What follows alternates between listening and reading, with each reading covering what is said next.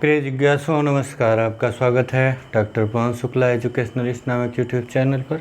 आइए आज हम शैक्षिक तकनीकी के एक प्रकरण की चर्चा करते हैं इस वीडियो के अंक में, जिसका नाम है अभिक्रमित अधिगम या अनुदेशन, प्रोग्राम लर्निंग और इंस्ट्रक्शन। इसका उद्गम और इतिहास, ओरिजिन एंड ब्रीफ हिस्ट्री देखते हैं इसकी क्या होती है, इसका उद्गम कब हुआ और इसके इतिहास के संदर्भ में बात करते हैं। देखिए, जो कहा जाता है कि प्रोग्राम लर्निंग है वो उसका अधिगम आधुनिक इतिहास में शिक्षा के जो कुछ भी है आपके सामने अभी हम समझाते हैं। लेकिन अभिक्रमित अनुदेशन या अभिक्रमित अधिगम या अभिक्रमित अनुदेशन, प्रोग्राम्ड लर्निंग और प्रोग्राम्ड इंस्ट्रक्शन क्या है, इसका तात्पर्य है कि एक सीखने की ऐसी व्यवस्था, पूर्व नियोजित ऐसी व्यवस्था है जिसमें सीखने के लिए शिक्षक की आवश्यकता बिल्कुल न्यून पड़ती है या नहीं पड़ती है।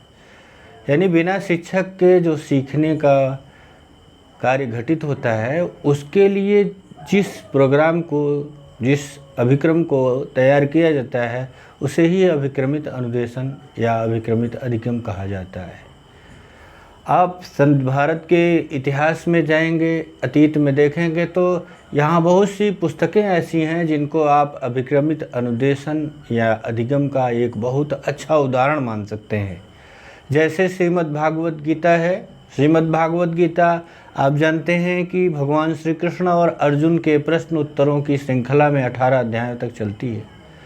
एक अध्याय पूर्ण होता है तो एक प्रश्न का समाधान या कई प्रश्नों का समाधान होने के पश्चात एक नया प्रश्न उसमें जन्म लेता है और उस नए प्रश्न को पूरा करने में अगला पाठ चलता है, अध्याय चलता है। यह क्रम निरंतर चलता रहता है। इसी प्रकार से जो पंचतंत्र की कथा है, पंचतंत्र की कथाओं को भी आपने अगर पढ़ा होगा, नहीं पढ़ा है तो आप पढ़िएगा, तो देखेंगे कि एक कहानी पूरी होती है। एक कहानी पूरी होने के बाद एक प्रश्न पूछता है और अगली कहानी पर फिर ले जाना होता है। जैसे एक बड़ा ही लोकप्रिय धारावाहिक आता था विक्रम और बैताल, जिसमें विक्रम और बैताल में क्या होता था कि वो भी कहानी पर चलता था कि विक्रम बैताल को पकड़ते जाते हैं, पूरी कहानी उसी पर चल रही है कि जब बैताल एक कहानी पूरी होती है और उससे पूछता है कि प्रश्न का उत्तर दो, नहीं तो तुम्हारे सिर के 100 टुकड़े हो जाएंगे। और फिर वो दूसरी कहानी, उस उत्तर देने में दूसरी कहानी शुरू करते हैं। तो इस तरह से जब इस तरह की जो अभिक्रमित सामग्री तैयार की जाए जिसमें शिक्षक की आवश्यकता न हो या बिल्कुल बहुत ही कम हो, तैयार करने में हो सकती है लेकिन सीखते समय ना हो, तो उसे क्या कहा जाता है? उसे अभिक्रमित अनुदेशन कहा जाता है। तो इतिहास में, अतीत में बहुत सारी ऐसी पुस्तकें हैं जिनको आप अभिक्रमित अनुदेशन या अधिगम के रूप में स्वीकार कर सकते हैं। आधुनिक भारतीय शिक्षा के इतिहास में हम देखें तो हमारी जो शिक्षा है उस पर हमारी सत्ता, जो अतीत की सत्ता थी अंग्रेज़ों की, और अंग्रेज़ों की सत्ता पूरे विश्व में थी, जिसके कारण अंग्रेजी इतिहास ज़्यादा आपको समझना पड़ता है, चाहे जिस कारण से, तो उसको देखिए। चलते हैं। तो इसका स्रोत जो है मनोविज्ञान है। किसका? इस अभिक्रमित अधिगम या अनुदेशन का जो स्रोत है, इसका जो उत्पत्ति का स्थान है, वो मनोविज्ञान का प्रभाव का नियम है। अब आप प्रभाव के नियम के संदर्भ में जानते ही होंगे कि प्रभाव का नियम एडवर्ड ली थॉर्नडाइक के द्वारा दिया गया था, जिनका सिद्धांत अधिगम का प्रयास और त्रुटि का सिद्धांत है। और उस प्रयास और त्रुटि के सिद्धांत में आप जानते हैं कि उन्होंने 2 नियम दिए थे। एक मुख्य नियम था, दूसरा गौड़ नियम था। हमारे वीडियो है, इस पर आप देख सकते हैं। मुख्य नियम जो थे वो 3 थे, जिसमें था तत्परता का नियम, अभ्यास का नियम और प्रभाव का नियम। इसी प्रकार दूसरा जो था उसके 5 भाग थे, तो उसको यहाँ ज़रूरत नहीं है। तो यहाँ इस प्रभाव के नियम की ज़रूरत है, क्योंकि प्रभाव का नियम ही इस अभिक्रमित अनुदेशन या अधिगम की उत्पत्ति का स्रोत है। प्रभाव का नियम कहता था कि जब भी कोई कार्य व्यक्ति के द्वारा किया जाता है, किसी प्राणी के द्वारा जब भी कोई कार्य किया जाता है, तो उस कार्य को करने के पश्चात यदि प्राणी को आनंद मिलता है, यदि उसको संतुष्टि की प्राप्ति होती है, तो वह उस कार्य को फिर पुनः पुनः दोहराएगा। तो इस कार्य को पुनः पुनः दोहराएगा। क्यों दोहराएगा? क्योंकि उसको संतुष्टि मिलती है, उसको आनंद मिलता है, उसको प्लेजर मिलता है।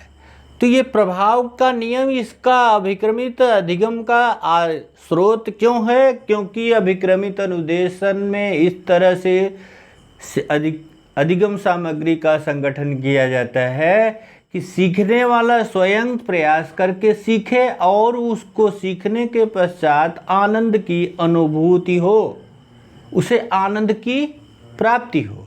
अगर उसको जैसा वो चाहता है वैसा परिणाम नहीं मिलता है, तो सीखने में उसकी जो रुचि है वो कम हो जाएगी। तो प्रभाव का नियम यहाँ लागू होता है। अब जब हम थोड़ा इतिहास के संदर्भ में बात करें, तो इसमें सिडनी एल प्रेसी नामक एक विद्वान व्यक्ति अमेरिका का था, जिसने एक शिक्षण मशीन का निर्माण किया था। कुछ विद्वान 1920 ईस्वी में मानते हैं और कुछ मानते हैं कि 1927 ईस्वी में इन्होंने शिक्षण मशीन, टीचिंग मशीन का जो निर्माण किया था। हमने यहाँ 4 लाइनें बनाई है। इसका तात्पर्य ये है कि शिक्षण मशीन में प्रत्येक प्रश्न के सामने 4 विकल्प होते थे। प्रश्न जो होता था या फिर जो पैराग्राफ लिखा गया है, लेखांश टाइप का जैसे है, उसके बाद उसमें प्रश्न पूछा गया तो उसके उत्तर में 4 उत्तर होते थे। तो जब तक इसमें सही उत्तर नहीं मिल जाता था, अधिगमकर्ता से जब तक सही उत्तर की प्राप्ति नहीं होती थी, तब तक वह आगे नहीं बढ़ता था। आगे उसको बढ़ने की अनुमति नहीं होती थी कि वो अगले प्रश्न तक नहीं जा सकता था। इसलिए हमने 4 लिखा है। यानी जब वो पहले प्रश्न का उत्तर सही कर लेगा, तो उसे दूसरे प्रश्न की तरफ जाने का अवसर प्राप्त होगा, जिससे उसे आनंद मिलेगा, यानी जो प्रभाव के नियम से प्रभावित होगा। यहाँ वो जब पहला प्रश्न का उत्तर सही करेगा तो दूसरे प्रश्न पर जाएगा और उसको संतुष्टि मिलेगी, वह प्रभाव के नियम के अंतर्गत आ जाएगा। तो इस तरह से सिडनी एल प्रेसी ने बनाया था। अब सिडनी एल प्रेसी के बाद जो दूसरे विद्वान का नाम आता है, उसका नाम है B.F. स्किनर।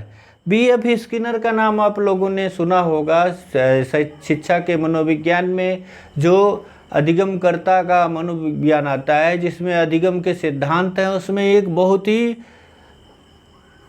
अच्छा सिद्धांत इनके द्वारा दिया गया है, जिसको क्रिया प्रसूत अधिगम का सिद्धांत कहा जाता है। Operant conditioning theory of learning कहा जाता है। इसको कहा जाता है operant conditioning theory of learning. इनके द्वारा दी गई थी कि क्रिया प्रसूत अधिगम का सिद्धांत था। क्रिया प्रसूत का तात्पर्य ही होता है कि क्रिया से उत्पन्न हुआ। यहाँ जैसे थार्नडाइक के सिद्धांत, अब हम तुलना नहीं कर रहे हैं, लेकिन थोड़ा सा बताना पड़ेगा कि यहाँ जो था B.F. स्किनर का जो उनके अजम्पशंस थे, उनकी अवधारणाएँ थी, बिल्कुल थार्नडाइक से अलग थी। थार्नडाइक कहते थे कि पहले क्रियाएं होनी चाहिए, उसके बाद उसको पुनर्बलन मिलता है।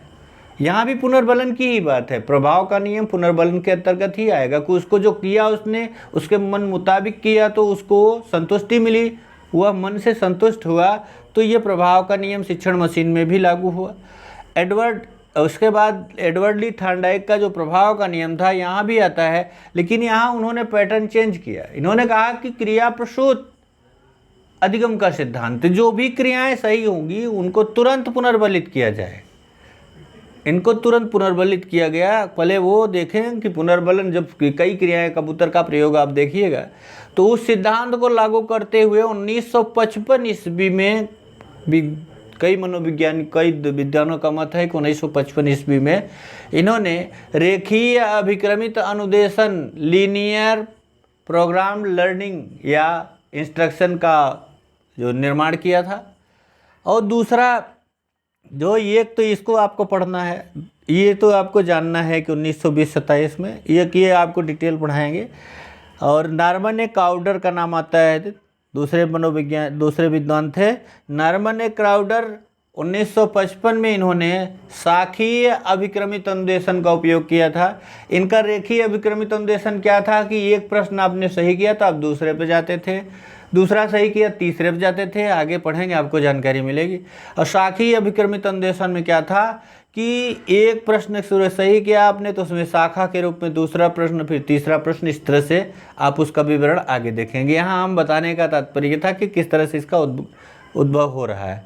इसके बाद टी.एफ. गिलबर्ट का नाम आता है। 1962 ईस्वी में इन्होंने मैथेटिक्स नामक एक नई प्रोग्राम लर्निंग या इंस्ट्रक्शन को तैयार किया, जिसमें इन दोनों के प्रभावों को दोनों के सिद्धांतों को मिला करके तैयार किया गया था, जिसे मैथेटिक्स नाम से जाना जाता है। इन तीनों को पढ़ना है आपको। इसके अलावा रॉबर्ट मेगर ने 1960 में तैयार किया था जो लर्नर कंट्रोल्ड इंस्ट्रक्शन था, और 1965 में जेडिथ रॉथकॉप ने तैयार किया था जो टर्म मैथमेटिक्स के नाम से जाना जाता है, और लॉरेंस स्टूलरो ने तैयार किया था 1965 में जो कंप्यूटर सह अनुदेशन कहा जाता है, कंप्यूटर असिस्टेड जो लर्निंग है, इंस्ट्रक्शन है जो कंप्यूटर के आधार पर हो रही है, तो 1965 में उसको तैयार किया था। तो इस तरह से बहुत इसमें विवरण है, हम इसके संदर्भ में आगे डिटेल में बात करते हैं। तब तक आप लोग इसका अध्ययन करिए, देखिए, समझिए, जो ना समझ में आए पूछिए। चैनल लाइक शेयर सब्सक्राइब कर लीजिएगा। धन्यवाद, नमस्कार।